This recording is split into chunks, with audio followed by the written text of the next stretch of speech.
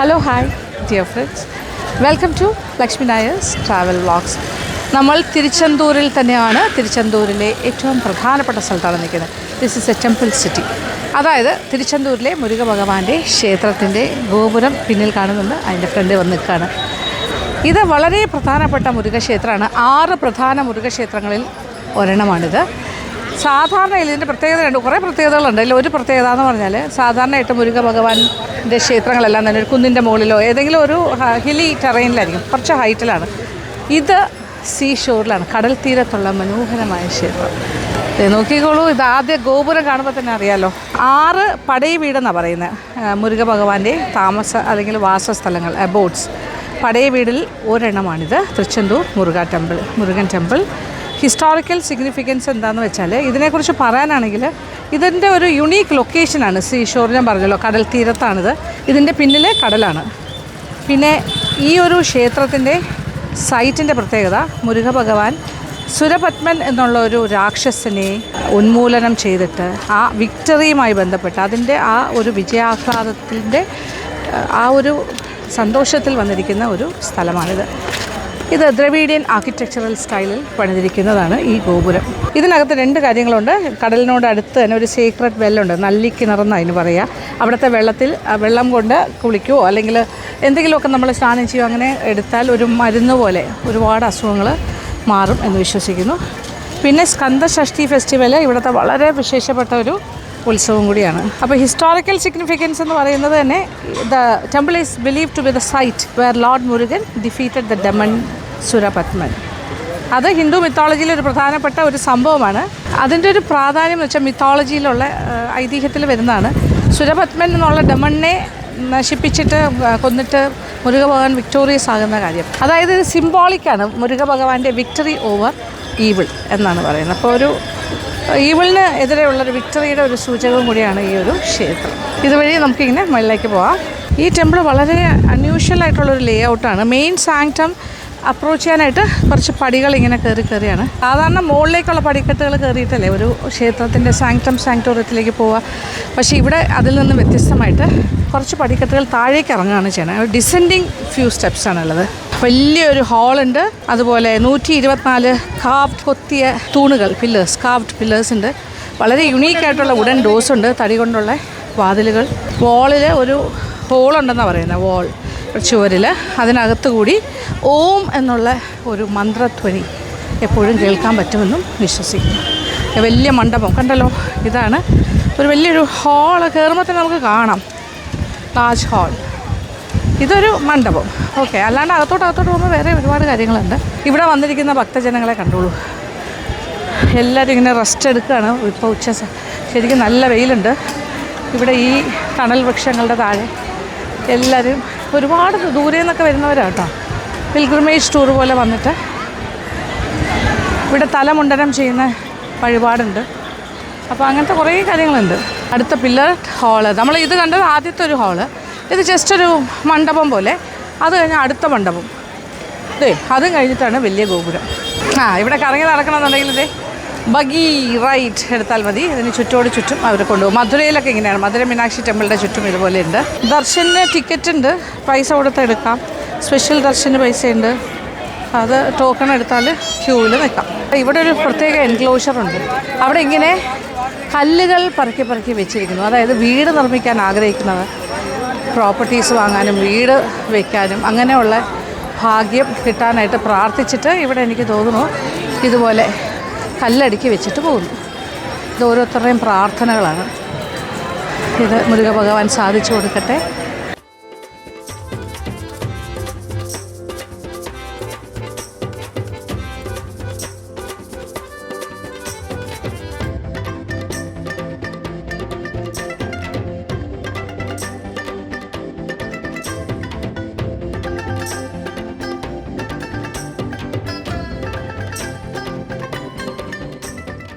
തന്നെ ഓക്കെ, ഇത് 10 രൂപയാണ്. ഓക്കെ, ഇതിങ്ങനെ ചെയ്ത് തരുന്നതിന് 10 rupees. ഇവിടെ സ്വാമിക്ക് കൊടുക്കാനുള്ള പൂവുണ്ട്, ഹാരം വേണമെങ്കിലുണ്ട്. ഇത് തലയിൽ വെക്കണമെങ്കിലോ അത് നമുക്ക് കൊടുക്കണമെങ്കിലോ ഒക്കെ മുല്ലപ്പൂ, മല്ലിയല്ല മറ്റേ മുല്ല.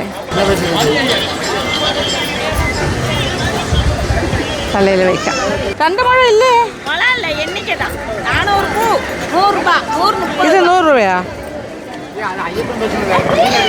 എന്താ കത്തിയല്ലേ. പൂ വെച്ചു, കുറിയെല്ലാം ഇട്ടു. ഇനി ദർശനത്തിന് നമ്മൾ സ്പെഷ്യൽ ദർശനത്തിന് പൈസ കൊടുത്ത് ടോക്കൺ എടുക്കണം. ഇത് പക്ഷേ ത്രൂ ഔട്ട് തുറന്നിരിക്കും എന്നാണ് പറയുന്നത്. രാവിലെ 4 മണി തൊട്ട് രാത്രി വരെ. വേറെ കുഴപ്പമൊന്നുമില്ല. പൈസ കൊടുത്ത് ദർശനം അതുവഴിയാണ് നമ്മൾ പോകേണ്ടത്.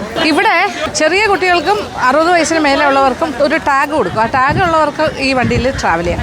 അല്ലാത്ത വണ്ടി ഉണ്ട് അവിടെ. അത് ഭയങ്കര റഷ്. നമ്മൾ ഇതങ്ങ് താഴെ വരെ പോകണം ടോക്കൺ എടുക്കാൻ. ഇവിടെയും കിട്ടും അവിടെയും കിട്ടും.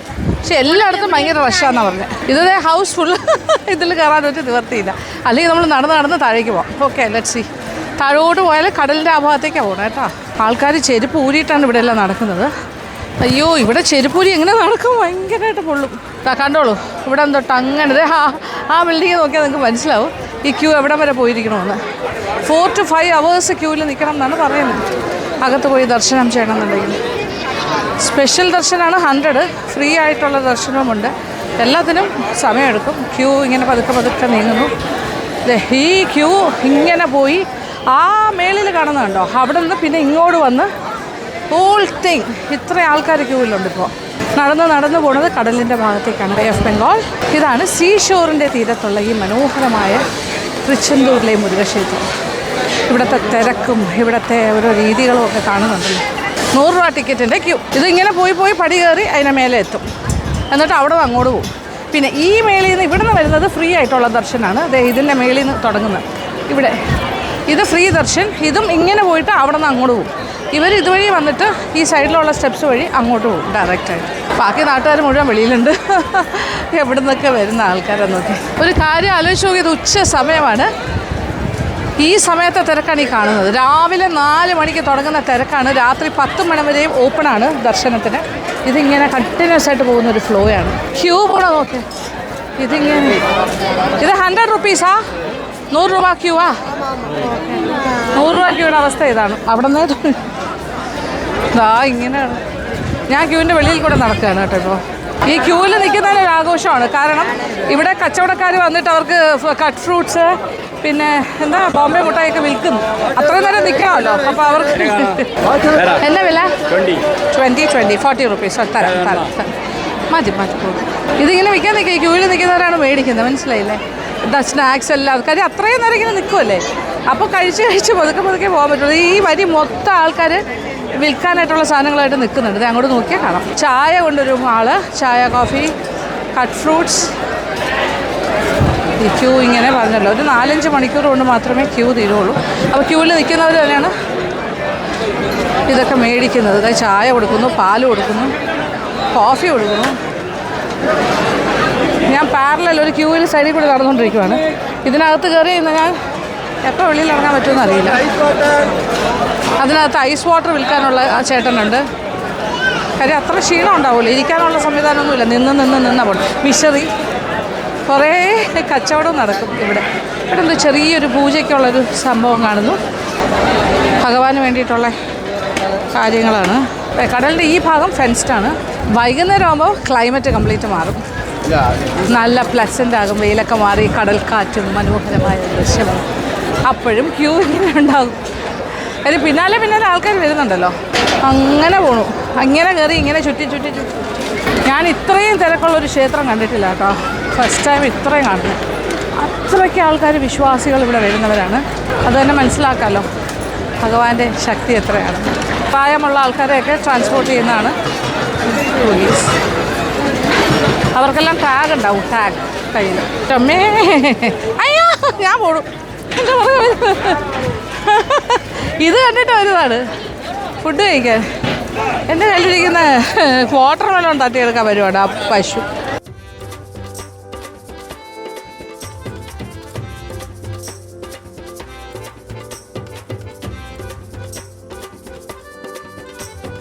പോലീസ് ഔട്ട് പോസ്റ്റ് ഉണ്ട്. അതേ കണ്ടില്ല, ആ ഓഫീസ് അവരുടെയാണ്. ഇതുവഴി നമുക്ക് കടലിൻ്റെ അങ്ങോട്ട് പോകാൻ പറ്റും. ജസ്റ്റ് ഓപ്പണിങ് സ്റ്റെപ്സ് ഉണ്ട്. കാല് നനയ്ക്കാം. ഇവിടെ വെള്ളത്തിൽ മുങ്ങിയിട്ട് വന്ന ക്ഷേത്ര ദർശനത്തിന് പോകുന്നവരുണ്ട്. അങ്ങോട്ടൊന്ന് പോകാം അല്ലേ. നല്ല വെയിലെന്ന് വെച്ചാൽ സ്കോർച്ചിങ് ഹീറ്റ്. പ്രത്യേകിച്ച് കടൽ തീരത്തൊക്കെ ഉള്ള വെയിൽ പറഞ്ഞാൽ ഭയങ്കര എക്സ്ട്രീമായിരിക്കും. നല്ലോണം ടാനാവും. തിരിച്ച് വീട്ടിൽ ചെന്നിട്ട് ടാൻ റിമൂവൽ ട്രീറ്റ്മെൻറ്റൊക്കെ ചെയ്യേണ്ടി വരും നമ്മൾ സ്വന്തമായിട്ട് DIY. കടലിലേക്ക് ഇറങ്ങും. ചെരുപ്പ് ഊരിയിട്ട് ഇവിടെ കാലിൽ തൊടാൻ പറ്റില്ല.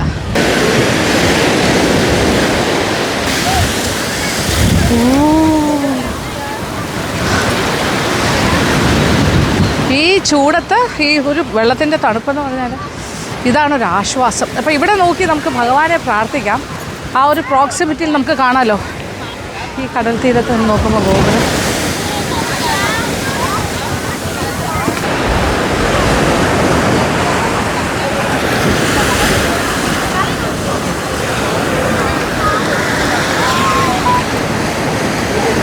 നല്ല ഫോഴ്സിലാണ് തിര വരുന്നത്.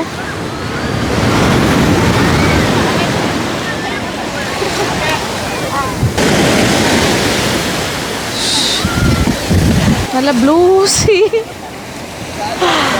അവിടെ ക്ഷേത്രം, ഗോപുരം, രക്ഷയില്ല. It's A beautiful location. ഭഗവാനെ നല്ല രസമുണ്ട്. അപ്പോൾ അപൂർവം കാണുന്നതാണ് ഇങ്ങനെ കടൽ തീരത്തുള്ള മുരുക ഭഗവാന്റെ ക്ഷേത്രം.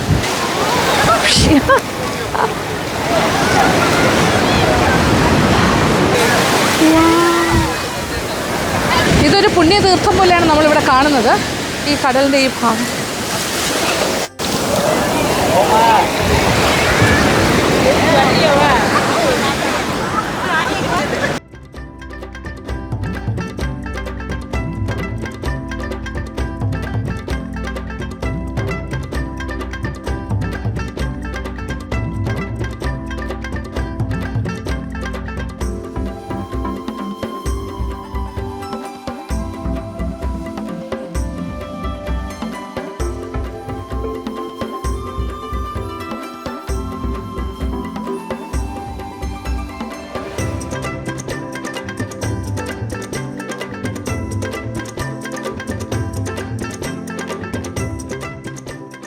ഇവിടെ ഒരു ആനയുണ്ട്, കാണാം. കൂട്ടിലാണ് ആന.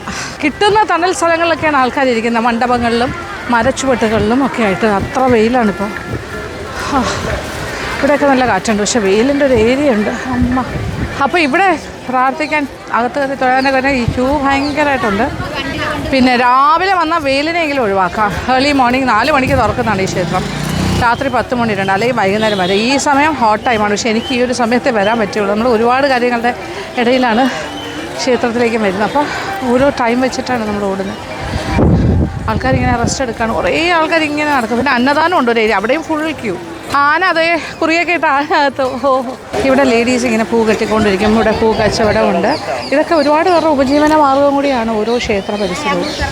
ഇത് അരളിപ്പൂ 2 കളറ്, മല്ലികപ്പൂ, പിച്ചി. മല്ലികപ്പൂ എന്ന് പറയുന്നത് പിച്ചിയാണ്. ഇത് കോടമുല്ല, മുല്ലപ്പൂ. ഇത് ആ സൈഡിലുണ്ട് പിച്ചി.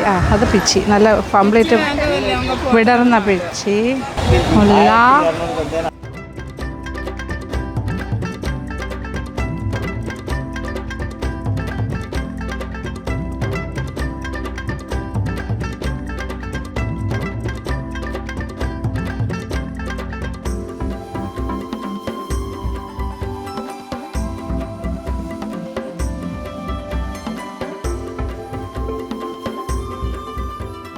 ഇവിടെ ഇങ്ങനത്തെ കുറേ കടകളുണ്ട് കേട്ടോ. അവിടെ മുരുക ഭഗവാന്റെ പിക്ചർ, അകത്തുള്ള ഭഗവാനെ. ഇത് പിന്നെ പഞ്ചാമൃതം, കരിപ്പട്ടി എല്ലാം വാങ്ങാൻ കിട്ടും.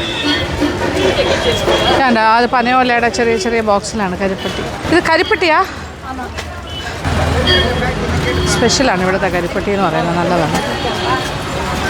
പൗഡർ ഫോമിലുണ്ട് കട്ടത്. ഇതൊക്കെ നോക്കിയേ, ഇതെല്ലാം കരിപ്പട്ടിയാ? വെള്ള തന്നെ? ഇതും കരിപ്പട്ടിയാ? ഇത് കൽക്കണ്ട്, ഇത് കരിപ്പട്ടി. പല ചുക്കെല്ലാം പോട്ടത്. ഇത് ഇഞ്ചി മട്ടും പ്ലെയിൻ. ഇത് പ്ലെയിൻ കരിപ്പട്ടി, പനം കൽക്കണ്ട്, ഇഞ്ചി മാത്രമുള്ളത്. ഇത് കൽക്കണ്ടം ആണോ? തേങ്ങാപ്പല്ല. ഓക്കെ. ഇത് ചുക്ക് മുളകെല്ലാം, കുരുമുളകെല്ലാം ചേർത്ത്. ഇതൊക്കെയാണ് ഇവിടെ നിന്ന് വാങ്ങിയിട്ട് പോകേണ്ട കാര്യങ്ങൾ. പഞ്ചാമൃതം, പ്രസാദം, പഴവും ശർക്കരയും എല്ലാം കൂടി മിക്സ്. ഇത് എടുക്കുമ്പോൾ കൊഞ്ചം കൽക്കണ്ട്, പാല് ചേർത്തതാ? ചീനി തേങ്ങാപ്പാൽ. തേങ്ങാപ്പാലിൻ്റെ ടേസ്റ്റ് ഉണ്ട്. എന്നാ വില? 1/4 കിലോ എടുത്തും. ആഹാ, മുരുക ഭഗവാന്റെ എത്ര നല്ല ഭംഗിയുള്ള സ്റ്റാച്യൂസ്. വേലാണ് ഇവിടുന്ന് വാങ്ങിയിട്ട് കൊണ്ടുപോകാൻ പറ്റിയത്. വേറൊരു കാര്യം, പൂജാമുറിയിൽ വെക്കാം. ഇത് 70 രൂപ.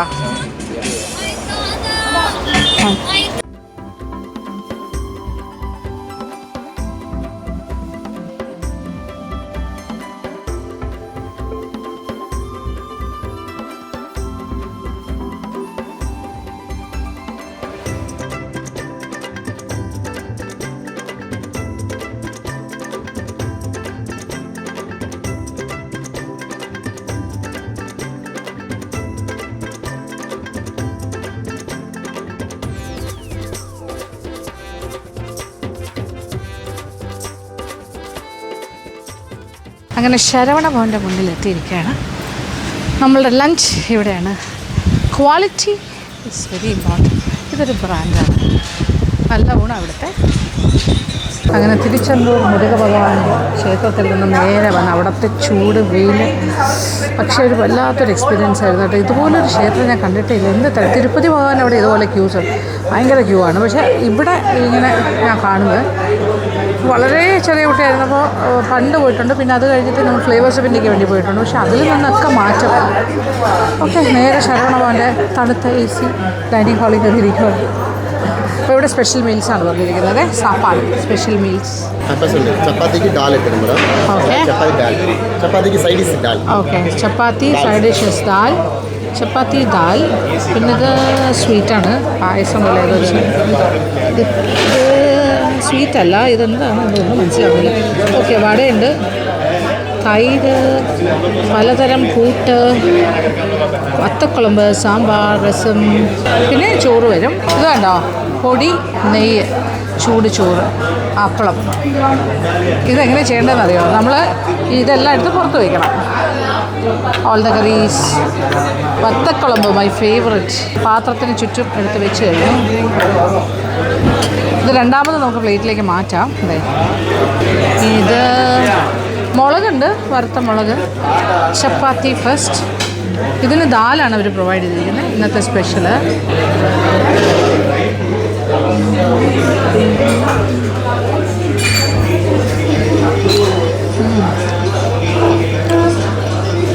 ഫസ്റ്റ് കോഴ്സ് ചപ്പാത്തി വിത്ത് ദാൽ. നൈസ്. എനിക്കിഷ്ടമാണ് ഇങ്ങനത്തെ താലി മീൽസ്.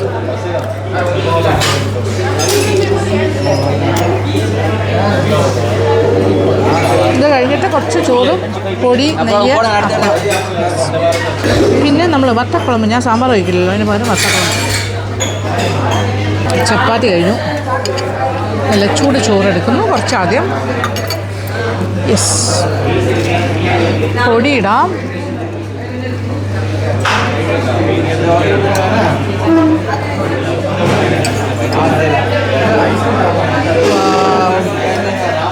ഞാൻ നെയ്യെല്ലാം ഒരുപാട് കഴിക്കും. ചോറ് നല്ല ചൂടായതുകൊണ്ട് അത് ആ നെയ്യൊക്കെ ഇങ്ങനെ മെൽറ്റ് ചെയ്ത്. യെസ്, ഇതാണ് ഏറ്റവും ഫേവറേറ്റ് പാർട്ട്. അപ്പളവും കൂട്ടി.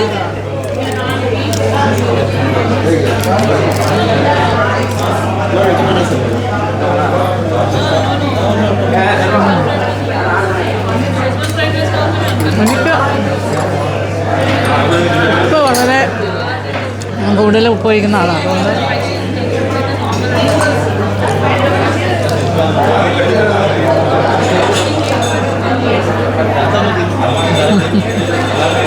കറികളെല്ലാം കഴിക്കും. സലാഡ്,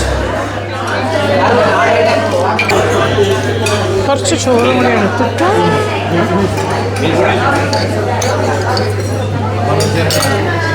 ഇനി ഇതിൽ വത്തക്കുളമ്പ്.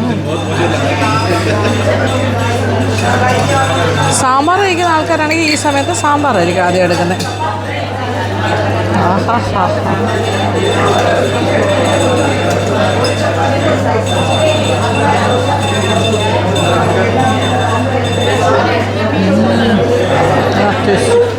ഇതിൻ്റെ കൂടെ അപ്പളം നല്ല കോമ്പിനേഷനാണ്.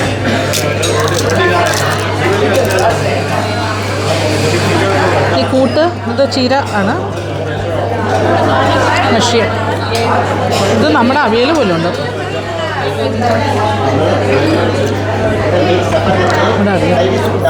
പൊരികൽ. ഇത് കഴിച്ചിട്ട് ലാസ്റ്റ് തൈരും ചോറും വറുത്ത മുളകും രസം കുടിക്കണം. പിന്നെ നമ്മുടെ സ്വീറ്റ്സ് എന്തെങ്കിലും ഉണ്ടാകും. ഇപ്പോൾ കാണുന്നില്ല സ്വീറ്റ്. ഇനി ഒരു കുറച്ച് ചോറും തൈര് പിന്നെ അച്ചാറ് ഊറുക്കി വേണമെങ്കിൽ. ഇതെന്താ അറിയാമോ, ഇത് പടവലങ്ങയായിരുന്നു കേട്ടോ. പടവലങ്ങ, ഞാൻ പടവലങ്ങ കഴിക്കാത്ത ആളാണ്. പടവലങ്ങയും കടലപ്പരിപ്പും കൂടിയുള്ള കൂട്ടാണ്. ഇച്ചിരി ഉപ്പ് പിടിച്ച് എടുത്തിട്ട്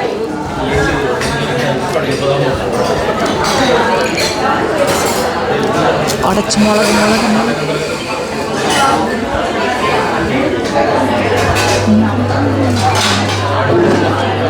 പായസം ഉണ്ട് കേട്ടോ. ലാസ്റ്റ് സ്വീറ്റ് അത് രസം. ടൊമാറ്റോ രസം. അപ്പോൾ ഇതെല്ലാം കഴിച്ച് നമ്മുടെ ഗ്രാൻഡ് ഊണ് അവസാനിപ്പിക്കാൻ പോകും. ശരവണ ഭവൻ സ്പെഷ്യൽ താലി മീൽസ്, സ്പെഷ്യൽ താലി മീൽസ്.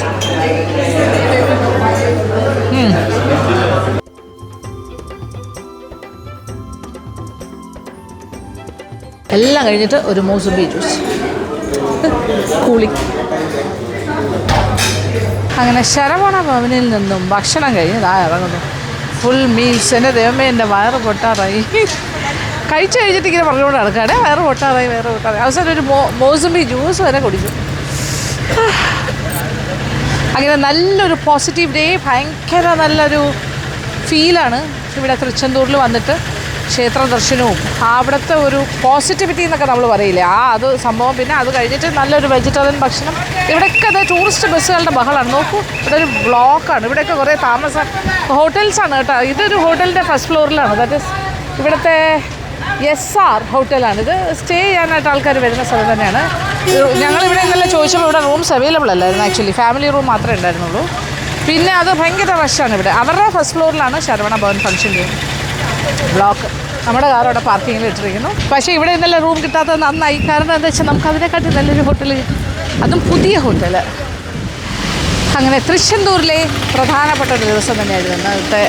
ഇവിടെ വന്നു കഴിഞ്ഞാൽ ഏറ്റവും ഇമ്പോർട്ടൻ്റ് എന്നുള്ള കാര്യം മുരുക ഭഗവാന്റെ ടെമ്പിൾ തന്നെയാണ്, ശ്രീ മുരുക ടെമ്പിൾ. എനിക്ക് പറയാൻ വാക്കുകളില്ല. അതായത് നമ്മൾ ഈശ്വരനിൽ വിശ്വസിക്കുന്ന ആൾക്കാർ, കുറച്ചൊക്കെ ക്ഷേത്രങ്ങളും ഒക്കെ ഇഷ്ടപ്പെടുന്നവർക്ക് മസ്റ്റായിട്ട് വരണം എന്നാണ് ഞാൻ പറയുന്നത്. ഇവിടെ വന്ന് ഒരു അനുഭവമാണത്. ആ അനുഭവത്തിലൂടെ പോയാൽ മാത്രമേ നമുക്കത് മനസ്സിലാവൂ. എത്രത്തോളം എനിക്ക് നിങ്ങളിലേക്ക് അത് എത്തിക്കാൻ സാധിച്ചു എന്നുള്ളത് എനിക്കറിയില്ല. പക്ഷേ എന്നെ കാണുമ്പോൾ നിങ്ങൾക്കൊരു സന്തോഷം തോന്നുന്നുണ്ടല്ലോ അല്ലേ? ഞാൻ അത്ര ഹാപ്പിയാണെന്നൊരു ഫീലിംഗ് കിട്ടുന്നില്ലേ? വളരെ പോസിറ്റീവായിട്ടിരിക്കുവാണ്. ഇങ്ങനെ നല്ല ഭംഗിയുള്ള കുറിയൊക്കെ ഇവിടെ ഇടാൻ കിട്ടും കേട്ടോ. അതൊക്കെ ഭയങ്കര രസമല്ലേ? അങ്ങനെ എന്തായാലും ഭക്ഷണമെല്ലാം കഴിഞ്ഞു. ഇനിയിപ്പോൾ ഇന്നത്തെ വീഡിയോ കുറച്ച് അല്ലെങ്കിൽ ഒരുപാട് ലെങ്തി ആയി പോവും. അപ്പോൾ ഇന്ന് ഞാൻ വൈൻഡപ്പ് ചെയ്യണു. അപ്പോൾ കൂടുതൽ വിശേഷങ്ങൾ ഇഷ്ടപ്പെട്ടു എന്ന് വിചാരിക്കട്ടെ വീഡിയോ. ഓക്കെ, ഇനി ബാക്കി വിശേഷങ്ങളെല്ലാം അടുത്ത വീഡിയോയിൽ. അതുവരെ